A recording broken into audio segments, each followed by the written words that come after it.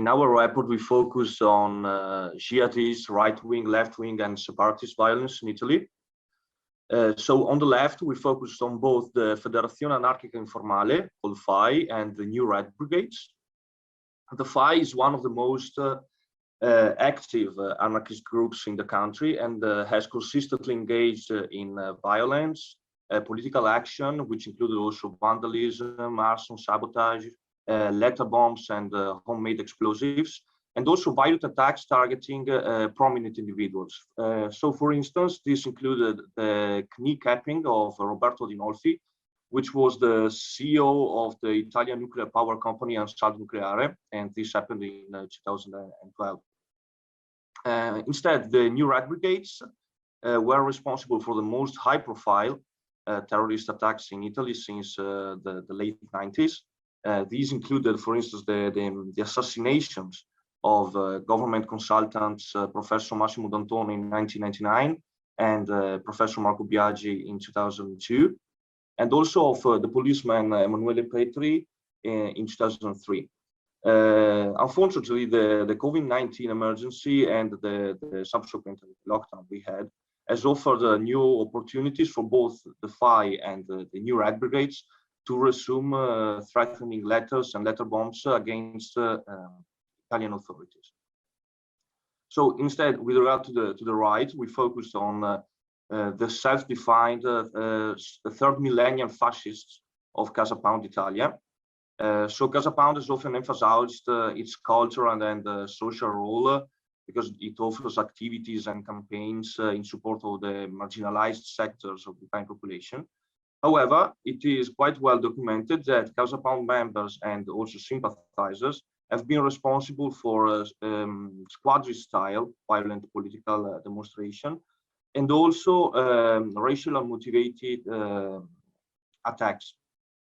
So, for instance, the most high-profile act involved Gianluca Casseri, which was a Casa Pound sympathizer, who shot and killed two Senegalese market traders in Florence in December 2011.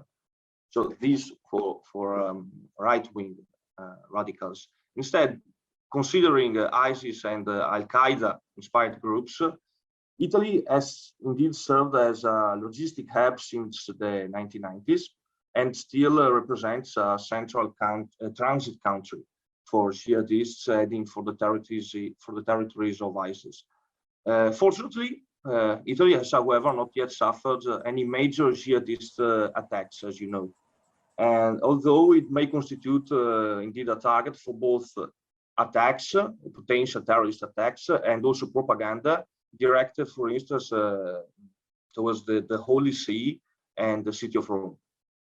So in general terms, Islamist extremism in Italy relies on lone wolf operations with linkages to wider networks.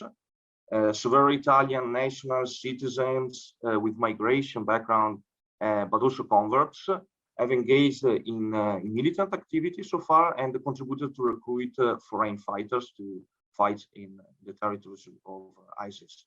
So in this context, the web and the social media are the primary sources of radicalization. Then, as mentioned by me, we looked at ethno-nationalist and separatist-driven radicalization in the Alpine region of South Tyrol.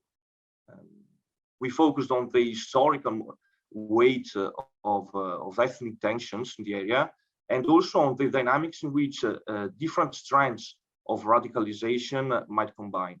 So in this context, linguistic differences have long been translated into a complex scenario, which is still shaped by the coexistence of, we can say, two right-wing extremisms. On the one hand, with the end of a clearly defined ethno-nationalist terrorism, a part of the German-speaking separatist discourse has increasingly been embedded in the dynamics of right-wing extremisms, both at local level, but also, very importantly, among pre-existing transnational networks, above all in Austria and in Germany. On the other hand, Italian neo-fascism, again with the involvement of Casa Pound Italia mainly, has been historically driven by the need of reaffirming the Italianness of the region, or in particular in the capital city of Bolzano. Unfortunately, in the last decades, these trends have received increasing support also by young people. So, with regard to the trends of radicalization, we can sum up that although it is the previous, we can sum up that although it is very unlikely that separatist-driven violence will resurge in the medium term, and while left-wing violent actions have remained a constant feature of the Italian landscape, right-wing extremism may become increasingly prominent in the future. And in this context, quite worryingly, different extremisms may reinforce each other. So, for instance, a rise in xenophobic attitudes can end up, for instance, jeopardizing societal cohesion and creating a fertile ground for individuals who experience marginalization and discrimination to be open to radical ideologies and eventually to jihadist propaganda. Next slide, thank you. Yeah. So instead, with regard to the actors of de-radicalization, despite a strong emphasis on identifying and punishing violent extremists, most of de-radicalization programs in Italy are promoted and run by civil society actors. These include, for instance, the Association of Italian Victims of Terrorism, which is an NGO committed to preserving and disseminating the collective memory of terrorism and political violence in Italy. There are also education programs such as Memoria Futura and Counter-Narrative for Counterterrorism. And then on a more international scale, as mentioned by you, the Radicalization Awareness Network.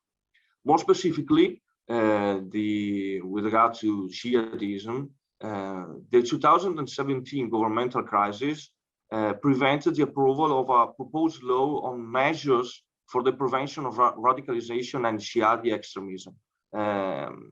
This would have represented a first step in the creation of a broad national level legal framework, but also of guidelines for the prevention of radicalization. So as a result, again, civil society actors remain core to most effort at de-radicalization, often in partnership with municipal and the regional institutions. So then, at local level, and specifically talking about the case of ethno-nationalism in South Tyrol, the de-radicalization efforts towards ethno-nationalist violence here overlap with those directed towards extremism in general. The main problem of such initiatives is that there is still a lack of reliable data on the local extremist phenomenon and how these different strands of radicalization can combine. So in sum, to conclude, at national level, the primary response in Italy to radicalization has been security-driven, relying so on arrests, trial, and incarceration. Even the mentioned 2017 draft law on the prevention of radicalization focused almost overwhelmingly on Islamist radicalization, and so overlooked homegrown extremisms both on the left and on the right. So while punitive measures have been effective, we can say that in incarcerating some violent militants, in the end, in the long term, these actions have not impacted on the movements, or very little, or even on their action and the strategies as a whole. So thank you.